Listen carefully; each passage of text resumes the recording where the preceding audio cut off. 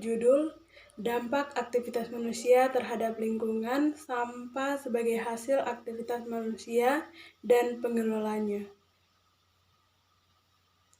2. Tujuan: mengidentifikasi jenis-jenis sampah sebagai hasil aktivitas manusia. B. Mengidentifikasi sumber sampah. C. Mengelompokkan jenis sampah organik dan anorganik. D. Mengusulkan cara pengelolaan sampah yang dapat diberikan nilai ekonomi bagi masyarakat. Teori. Permasalahan mendasar yang ditimbulkan oleh manusia sebagai akibat dari pertambahan penduduk yaitu sampah. Perubahan pola konsumsi masyarakat juga telah meningkat jumlah sampah yang beragam seperti sampah kemasan yang berbahaya atau sulit diuraikan secara alami atau alam. Volume sampah yang berbanding lurus dengan aktivitas manusia.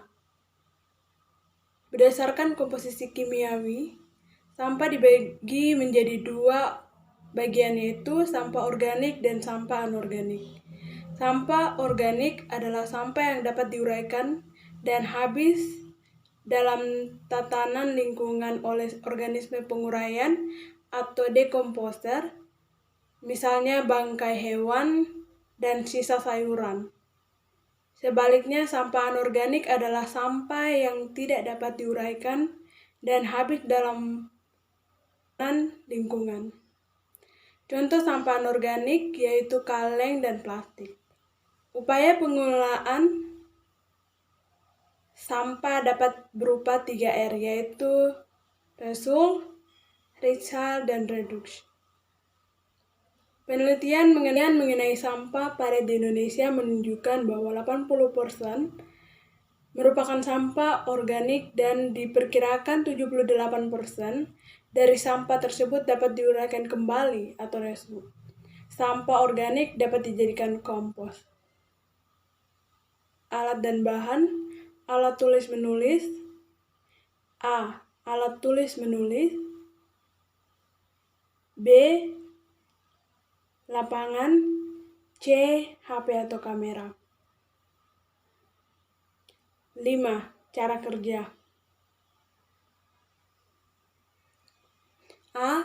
Tentukan lokasi pengamatan Anda, misalnya sungai, pantai, lapangan, jalan, atau lahan perkarangan. B. Amati dan catat nama sampah hasil aktivitas manusia yang terdapat pada lokasi tersebut. C. Sebutkan sumber sampah yang terdapat pada lokasi tersebut. D. Catat hasil pengamatan pada lembar hasil pengamatan. 6. Hasil. A. Lokasi. B. Tabel pengamatan.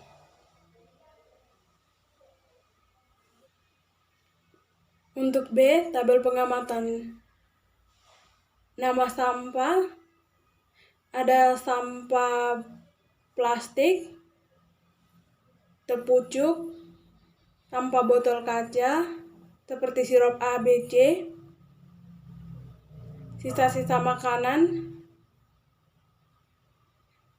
Sumber sampah, semua yang tadi saya sebutkan berasal dari sampah rumah tangga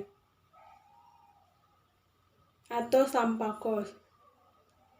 Dan jenis sampah bersisa makanan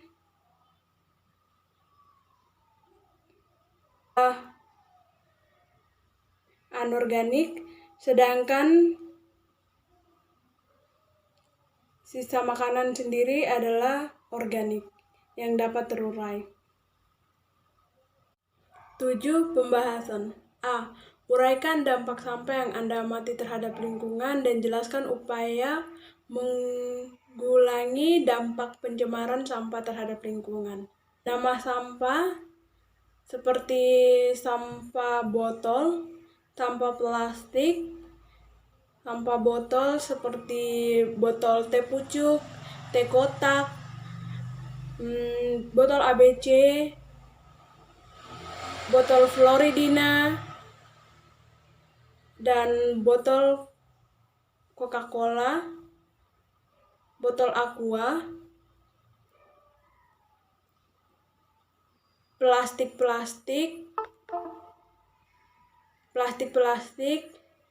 pakaian bekas, pampers. Nah, dampak ke lingkungan khususnya air, udara, tanah, dan sosial dan ekonomi masyarakat. Untuk air sendiri yaitu menyebabkan pencemaran pada air dan ekosistem yang hidup di dalam air. Ekosistem yang hidup di dalam air tentu banyak sekali, yaitu ekosistem biotik dan juga ekosistem abiotik. Ekosistem biotik seperti makhluk hidup, ikan, kepiting, udang, dan lain-lain. Sedangkan abiotik seperti batu, air sendiri. Sedangkan untuk udara, yaitu menyebabkan bau yang tidak sedap untuk dihirup, udara yang tidak segar. Untuk tanah sendiri, yaitu berdampak sangat besar seperti yang tadi saya jelaskan. Sampah ini secara kimiawi dibagi dua, yaitu organik dan anorganik. Sampah organik yaitu sampah yang dapat terurai, sedangkan sampah anorganik yaitu sampah yang tidak terurai. Sedangkan yang beberapa nama sampah yang saya sebutkan tadi adalah sampah yang tidak bisa terurai, sehingga menyebabkan tanah itu tidak subur dan tidak bagus. Karena untuk penguraian botol plastik saja butuh waktu bertahun-tahun, bahkan berjuta atau beribu-ribu tahun pun juga tidak akan terurai karena dia bersifat anorganik. Untuk sosial di lingkungan sekitar menimbulkan ketidaknyamanan pada masyarakat sekitar dan juga menimbulkan kerugian yang sangat besar karena akan membutuhkan dana atau biaya dalam pengolahan sampah tersebut, seperti mengumpulkan kembali sampah tersebut dan menaruh pada tempat sampah itu sangat jarang dilakukan oleh masyarakat. Sepertinya tidak ada kesadaran sendiri, jadi mereka tidak melakukan sendiri. Dan merasa terganggu karena banyaknya sampah di lingkungan mereka. Untuk upaya pengelolaannya sendiri, untuk plastik bisa dikelola. Banyak sekali tempat atau TPA pengelolaan sampah kembali seperti botol-botol plastik itu bisa didaur ulang atau dikelola kembali menjadi suatu hasil karya yang dapat digunakan lagi. B. Menurut Anda bagaimana upaya pengelolaan sampah di lingkungan rumah tangga dan di tempat perocehan akhir atau TPA, tempat pembuangan akhir, yang dapat memberikan nilai ekonomi bagi masyarakat? Menurut saya, TPA atau tempat pembuangan akhir ini sangat bagus sekali karena dapat memberikan nilai ekonomis lagi bagi masyarakat, dan untuk pengelolaannya itu sangat dibutuhkan kesabaran untuk membersihkan satu persatu sampah tersebut dan melakukan proses-proses yang begitu panjang sehingga mendapatkan hasil suatu karya yang bisa dijual kembali menjadi nilai ekonomis yang bisa digunakan atau bisa dijual. Untuk di rumah tangga atau di kos, menurut saya untuk sampah kering seperti botol dapat kita kumpulkan dan kita dapat membentuk atau membuat karya seperti membuat bunga plastik. Banyak sekali tutorial untuk membuat bunga plastik dari botol atau plastik-plastik yang bisa kita saksikan lewat YouTube, karena di situ banyak sekali yang bisa mengajarkan kita bagaimana cara membuat suatu hasil karya dengan barang yang sehari-hari kita lihat atau kita gunakan. Untuk tempat pembuangan akhir atau TPA sendiri sangat bagus sehingga orang-orang yang bekerja di tempat pembuangan sampah atau akhir atau TPA bisa mendapatkan nilai ekonomis kembali karena dari pengolahan tersebut. Karena dengan mereka mengumpulkan atau membawa ke tempat pembuangan akhir, mereka juga bisa mendapatkan dana dari sana. Seperti mungkin teman-teman biasa lihat pada setiap tempat-tempat atau lingkungan kompleks mereka menaruh seperti tempat sampah atau tukang sampah keliling yang biasa mengambil sampah pada setiap lingkungan atau setiap kompleks. Nah, mereka membawanya ke TPA atau tempat pembuangan akhir. Mereka juga mendapatkan gaji. Jadi ada yang aksi yang mereka lakukan dan juga ada yang mereka peroleh dari hal tersebut. Oke, selamat sore semua. Perkenalkan, nama saya Demince Milka Kogoya dari Prodi Biologi Fakultas FMIPA Universitas Samratulangi. Di sini saya akan meneliti tentang dampak aktivitas manusia terhadap lingkungan serta cara pengelolaannya. Jadi di sini saya berada di salah satu lokasi di dekat Pasar Karambasan dan ini adalah sungainya, teman-teman bisa lihat. Oke, karena di sini minta maaf sekali saya sedang merekam sendiri, maka saya akan menghadapkan kamera untuk bagian yang akan saya teliti nanti. Terima kasih. Oke, ini adalah dampak dari aktivitas manusia terhadap lingkungan. Teman-teman bisa lihat di sini banyak sekali sampah-sampah yang dibuang oleh masyarakat sekitar. Dan di atas ada gedung rumah.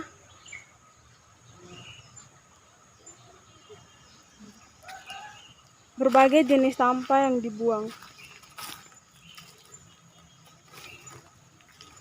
Karena ini dekat dengan kali atau sungai, banyak dampak yang akan diakibatkan oleh masyarakat sendiri.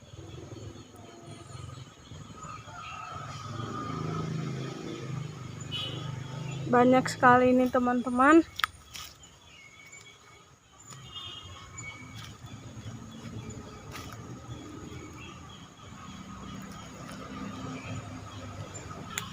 Sekeliling di pinggiran sungai ini banyak sekali sampah-sampah yang dibuang.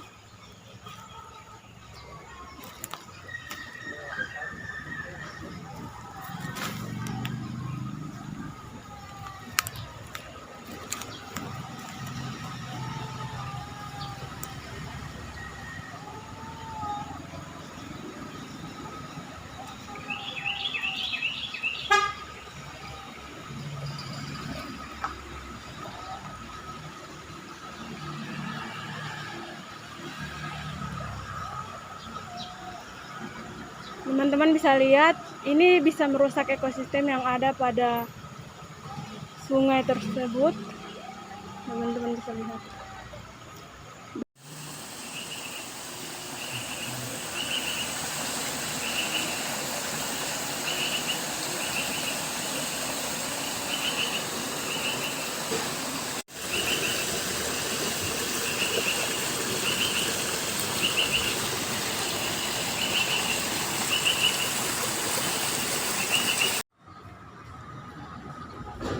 Oke, teman-teman bisa lihat ini adalah salah satu dampak masyarakat terhadap lingkungan.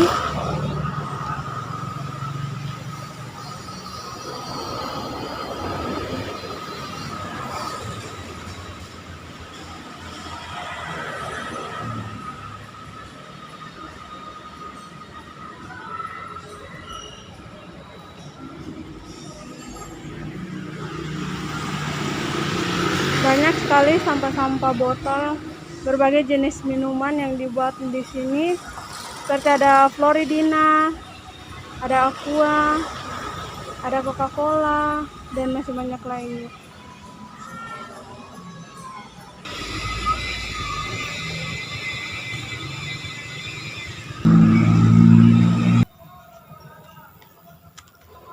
Ini teman-teman bisa lihat. Gara-gara kurangnya kesadaran sehingga selokan atau biasanya dibilang got tersumbat.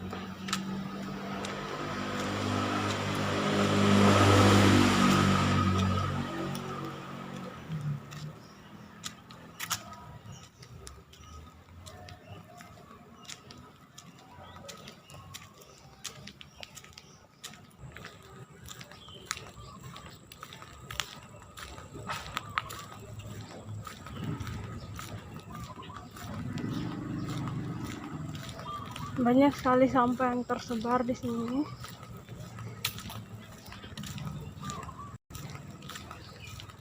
Ada tepucuk, pantat, box makanan.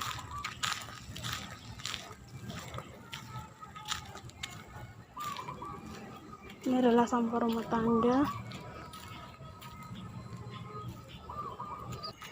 Nah, banyak sekali sampah rumah tangga yang digantung seperti ini di pohon-pohon.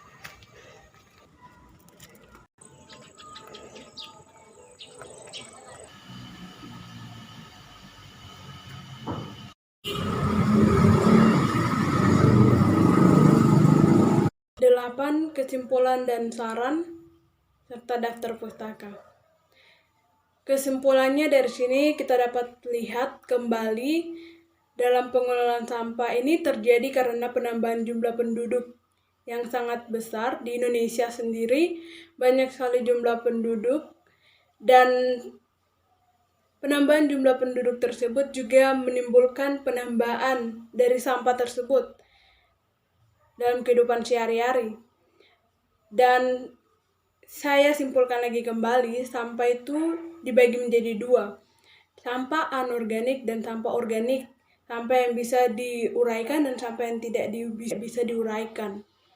Nah, dari sini kita dapat pelajari bahwa kita harus memaksimalkan penggunaan sampah yang sehari-hari, seperti membedakan sampah kering dan sampah yang sudah basah, sehingga kita dapat membedakan atau memisahkan kedua sampah tersebut.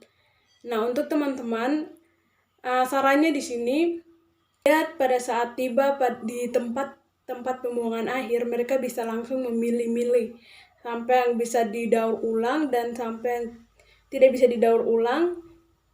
Nah, kita di sini bisa memberikan bantuan kepada mereka dengan cara kita di rumah menyediakan 2 tempat sampah atau 3. Teman-teman bisa memisahkan. Yang satu misalnya teman-teman taruh di situ untuk sampah kering atau sampah basah, hingga kita dapat membantu pada akhirnya nanti di tempat pembuangan akhir, sehingga sehingga orang-orang yang bekerja sana dapat terbantu sedikit. Nah, di situ aksi kita juga untuk membantu mereka sedikit, dan juga pengelolaan sampah ini kita bisa belajar, karena dari tadi sempat di teori menjelaskan bahwa ada 78% sampah di Indonesia. Bahkan jika teman-teman lihat di TPA atau tempat pembuangan akhir, banyak sekali sampah dan kita banyak sekali merusak lingkungan seperti ekosistem air, ekosistem darat dengan sampah tersebut. Dengan ketidaksadarannya kita sehingga membuang sampah sembarang, sehingga merusak lingkungan sekitar kita, dan itu juga mengganggu untuk udara dan juga mengganggu untuk tanah dan juga sosial dan ekonomi masyarakat.